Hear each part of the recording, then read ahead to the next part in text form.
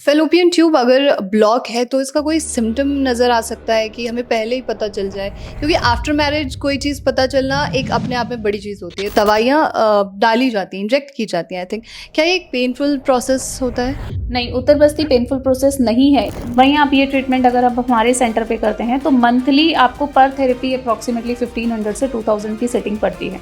बांझपन और इनफर्टिलिटी की जब हम बात करते हैं तो एक चीज जो निकल कर आती है वो है फैलोपियन ट्यूब या गर्भाशय की नली का बंद होना। जब गर्भाशय की नली ही बंद होगी तो बांझपन जैसी शिकायतें तो लाजमी हैं। ऐसे में जब इलाज करने जाते हैं तो लेप्रोस्कोपी की मदद से इलाज किया जाता है, लेकिन अमूमन दंपति नेचुरल तरीके से ब्लॉकेज को खत्म करना चाहते हैं। लेकिन क्या फैलोपियन ट्यूब ब्लॉकेज को खत्म करने में आयुर्वेद मदद कर सकता है?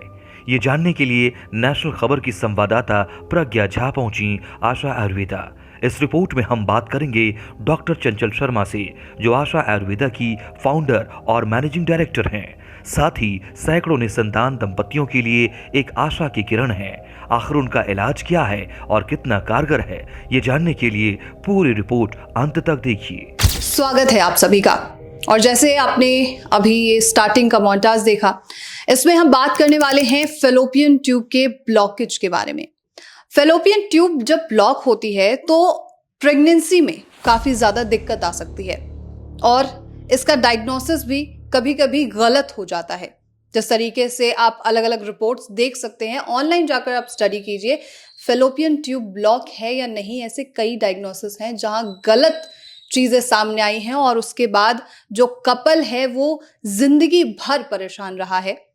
लेकिन क्या ये प्रॉब्लम ठीक हो सकती है? क्या ये डायग्नोसिस ठीक हो सकता है? और अगर फेलोपियन ट्यूब ब्लॉक है तो उसे कैसे ओपन किया जाए और प्रेगनेंसी की तरफ जो है आप बढ़ सकते हैं, इसके बारे में आज जानते हैं। हम लोग मौजूद हैं अभी आशा आयुर्वेदा में और मेरे साथ मौजूद हैं doctor Chanchal Sharma. Ma'am welcome. Thank you.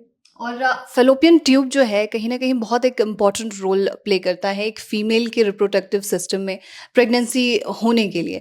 तो ये फेलोपियन ट्यूब क्या होता है और इसका रोल क्या है, इसे आप समझा सकते हैं? बेसिकली जो फीमेल का गर्भाशय है उसका ही एक अंग है फेलोपियन ट्यूब, उसका एक पार्ट है बेसिकली।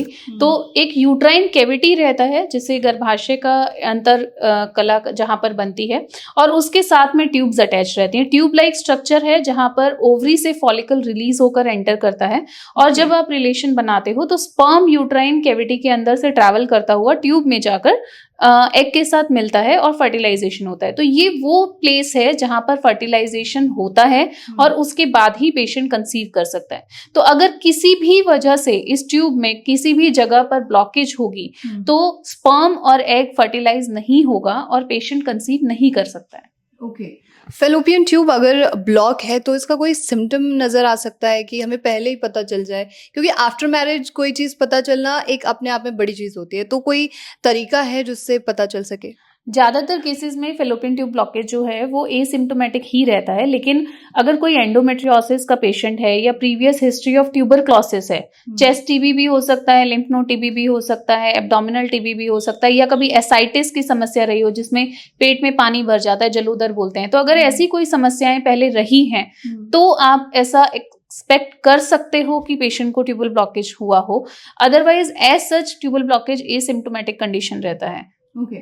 तो इसकी कोई जांच है जिससे पता चल सके, या कोई भी मरीज है उसे पता चल सके कि ब्लॉकेज है या नहीं है? बिल्कुल। बेसिकली आप फेलोपियन ट्यूब ब्लॉकेज जो है वो 3 तरीके से जज कर सकते हो। जो सबसे पहला है वो है HSG टेस्ट, जिसे हिस्टेरोसोनोसल्पिंजोग्राफी बोलते हैं। यूट्रस के अंदर यानी गर्भाशय के अंदर दवा डालते हैं और उसके बाद उसके एक्सरे फिल्म्स लिए जाते हैं और उसमें आप चेक करते हैं कि वो डाई कहाँ तक जा रही है और बीच में कोई ऐसी ब्लॉकेज तो नहीं है जो ट्यूब में से बाहर ना निकल रही हो। इसके अलावा SIS सलाइन सल्पिंजोग्राफी भी करते हैं, जिसमें यूट्रस में मेडिसिन डालते हैं और अल्ट्रासाउंड में इवेल्युएट करते हैं कि वो ट्यूब में से मेडिसिन कैविटी के अंदर बाहर निकली या नहीं निकली पीओडी एरिया में। लेकिन जब आप HSG कराते हो तो आपको ट्यूब का इंटरनल कैलिबर का भी आइडिया लग जाता है। ट्यूब में कोई स्वेलिंग है, कोई डायलिटेशन है, कोई ब्लीडिंग है, ट्यूब के रेशियो में कहीं कुछ ऐसे गांठें तो नहीं बनी हुई हैं। तो ये सब चीजों का अंदाजा आपको HSG में लगता है। और जो तीसरा टेस्ट है वो है लेप्रोस्कोपी, यानी कि आप दूरबीन वाली जांच करा के ट्यूब की कंडीशन देख सकते हैं। लेकिन इन सभी टेस्ट में जो HSG का टेस्ट है वो आपको, अगर आप कभी ट्यूब का ट्रीटमेंट ट्रीटमेंट भी करना चाहते हैं, तो उस पर्सपेक्टिव से HSG का टेस्ट जो है वो सबसे ज़्यादा विजिबल टेस्ट होता है, क्योंकि उसमें आपको चीज़ें ज़्यादा हद तक पता चल जाती हैं। क्योंकि जब आप इसकी HSG की रिपोर्ट देखते हैं तो उसमें सिर्फ आप ऐसा मानिए ऑलमोस्ट 80% केसेस में सिर्फ ये लिखा होता है कि ट्यूब ओपन है या ट्यूब ब्लॉक है, लेकिन ट्यूब का इंटरनल कैलिबर, ट्यूब की इंटरनल हेल्थ, ट्यूब में ब्लीडिंग, इन्फ्लेमेशन, साल्पिंजाइटिस, ये सब चीजें फिर आप HSG के एक्सरे को देखकर समझ सकते हैं, वो गायनेकोलॉजिस्ट की जिम्मेदारी होती है। लेकिन जब आप SIS कर रहे हैं तो वो जिस अल्ट्रासाउंडोलॉजिस्ट ने किया है वो सिर्फ वही देख पाते हैं और इतना ही देख पाते हैं कि ट्यूब से मेडिसिन बाहर निकली या नहीं निकली। तो ट्यूब हेल्थ कॉम्प्रोमाइज होने की वजह से अगर आप कंसीव नहीं कर पा रहे हैं तो ट्यूब खुली होते हुए भी पेशेंट सालों तक कंसीव नहीं कर पाते हैं। ओके, तो ये भी एक कारण हो सकता है। बिल्कुल। ठीक है, अब आते हैं कि अबॉर्शन, कई बार ऐसा होता है कि अबॉर्शन होने के बाद लोग क्लीनिंग करवाते हैं, जिसे आप डायलेशन या क्यूरेटेज कहते हैं, तो क्या इसके बाद भी जो ट्यूब है वो ब्लॉक हो सकती है? बिल्कुल हो सकती है। हॉस्पिटल एक्वायर्ड इन्फेक्शंस की वजह से ट्यूब ब्लॉकेज हो सकती है। पोस्ट एबॉर्शन, कई बार एबॉर्शंस के बाद अगर आप बहुत ध्यान नहीं रखते हो तो जो हमारा सर्वाइकल ओपनिंग है वो थोड़ा टाइम ज़्यादातर ओपन रहती है, और पोस्ट एबॉर्शन या पोस्ट डिलीवरी फीमेल्स की जो इम्यूनिटी है वो थोड़ी कॉम्प्रोमाइज होती है, तो उस समय पर हमारी बॉडी प्रोन टू होती है ज़्यादा इन्फेक्शंस के, तो इन्फेक्शंस भी जल्दी ट्रैवल कर सकते हैं। तो ये दोनों ही फैक्टर्स रिस्पॉन्सिबल हो सकते हैं आपकी ट्यूब ब्लॉकेज पोस्ट TNC होने के। और मैंने अपनी प्रैक्टिस में एक एबॉर्शन के बाद ट्यूब ब्लॉकेज होने के जो चांसेस हैं वो ऑलमोस्ट 60% केसेस में देखे हैं। अच्छा, इसका ट्रीटमेंट क्या है और आप कैसे ट्रीटमेंट करते हैं, इस पर अब बात कर लेते हैं। ट्यूबल ब्लॉकेज का ट्रीटमेंट हम लोग आशा आयुर्वेदा में पेशेंट की कंडीशन देखकर उसके अकॉर्डिंग डिसाइड करते हैं। अगर आपकी ट्यूब सिर्फ ब्लॉक्ड है तो हम 3 मंथ्स ट्रीटमेंट करते हैं। हमारी कुछ थेरेपीज होती हैं जो आयुर्वेद पंचकर्मा प्रोसेस है, जिसमें एक चिकित्सा उत्तर बस्ती है, तो वो एक ट्रीटमेंट का एक नाम है, लेकिन उसमें आप पेशेंट की मेडिसिन, उसकी कंडीशन को देखते हुए आप मेडिसिन डिसाइड करते हैं और उसकी ट्यूब की ब्लॉकेज को ओपन करने की कोशिश करते हैं। बहुत बार पेशेंट्स हमारे पास आते हैं, जैसे महाराष्ट्र में ट्यूब उत्तर बस्ती बहुत कॉमन प्रोसेस है, लेकिन पेशेंट्स यही आके बोलते हैं आपसे ट्रीटमेंट लिया तो ट्यूब खुल गई और हमने कहीं और लिया था, सेम उत्तर बस्ती किया तो नहीं खुली। Basically Uttar Basti just a terminology है, मतलब एक पंचकर्मा प्रोसेस का नाम है, लेकिन उसके अंदर क्या मेडिसिन आप किस प्रॉब्लम के लिए यूज कर रहे हो, रिजल्ट उससे आते हैं। तो अगर आपने ट्यूब की इन्फ्लेमेशन डिसॉल्व करने की मेडिसिन ही नहीं डाली और आपने थेरेपी करा ली तो आपको रिजल्ट्स नहीं मिलेंगे। तो इसीलिए पेशेंट की कंडीशन को देखते हुए मेडिसिन डिसाइड किया जाता है। और अगर किसी पेशेंट को इन्फ्लेमेशन, स्वेलिंग है तो बहुत बार सिर्फ मेडिकेशन से भी पेशेंट की ट्यूब्स ओपन होती हैं। मतलब आप हर महीने 2 पेशेंट ऐसे मिल जाएंगे आपको जिनको हमने सिर्फ स्वेलिंग की, इन्फ्लेमेशन की मेडिसिन दी और पेशेंट्स की ट्यूब ब्लॉक थी और वो ओपन भी हो गई और पेशेंट कंसीव भी कर गए। ओके, अब जैसे आपने उत्तर बस्ती के बारे में बात की, तो जैसे आपने बताया कि दवाइयाँ डाली जाती हैं, इंजेक्ट की जाती हैं, आई थिंक, क्या ये एक पेनफुल प्रोसेस होता है? नहीं, उत्तर बस्ती पेनफुल प्रोसेस नहीं है। इनफैक्ट अगर किसी पेशेंट को उत्तर बस्ती में पेन होता है तो हमें उससे ये इवेल्युएशन मिल जाता है कि उसको अंदर एंडोमेट्राइटिस की कंडीशन है, अंदर इन्फ्लेमेशन है, स्वेलिंग है, तो पेशेंट की इंटरनल यूट्राइन हेल्थ अच्छी नहीं है। तो उस कंडीशन में पेशेंट का थेरेपी रोक कर पहले उसे मेडिसिनल इंटरनल जो भी इरोजन्स या वुंड्स हैं उसको हील करने का ट्रीटमेंट देते हैं। फिर सेम पेशेंट को नेक्स्ट साइकिल जब हम थेरेपी करते हैं तो पेन नहीं होता। मतलब हमने ऐसा एक पेशेंट पुणे में देखा है जो 0.1 ml मेडिसिन भी इंसर्ट नहीं करा पाती थी, और 2 महीना ट्रीटमेंट देने के बाद हमने उसी पेशेंट का थेरेपी किया तो वो पेशेंट आराम से प्रॉपर मेडिसिन इंजेक्ट भी करा पाते और उसको रिजल्ट भी मिल गया। ओके, तो ये कितना टाइम टेकिंग प्रोसेस होता है? डिपेंड करता है। अगर आपकी ट्यूब्स में सिर्फ डिलेड स्पिलेज आ रहा है तो आपको 1 महीने में रिजल्ट मिल सकते हैं। अगर आपकी ट्यूब्स में एडहेशंस हैं तो 2 महीने का समय भी लग सकता है, और अगर प्रॉपर ब्लॉकेज है तो 3 महीने का समय तक लग जाता है। 3 महीने, 4 महीने, ये एक टाइम होता है, आइडियल टाइम मान सकते हैं हम। ओके, और क्या ये कॉस्ट इफेक्टिव है फॉर द व्यूअर्स और फॉर द पेशेंट्स जो भी आपसे ट्रीटमेंट कराते हैं? ट्यूबल ब्लॉकेज का अगर एलोपैथिक ट्रीटमेंट की आप बात करें तो उसमें लेप्रोस्कोपी ट्रीटमेंट किया जाता है, और एक लेप्रोस्कोपी का कॉस्ट जो है वो मिनिमल 65 से 70,000 के बीच में जाता है सबसे बेसिक हॉस्पिटल में। अगर आप वही एक बहुत अच्छे हॉस्पिटल में कराते हैं तो इट गोज इन लैक्स। वहीं आप ये ट्रीटमेंट अगर आप हमारे सेंटर पे करते हैं तो मंथली आपको पर थेरेपी अप्रोक्सीमेटली 1500 से 2000 की सेटिंग पड़ती है, तो it becomes very cost effective.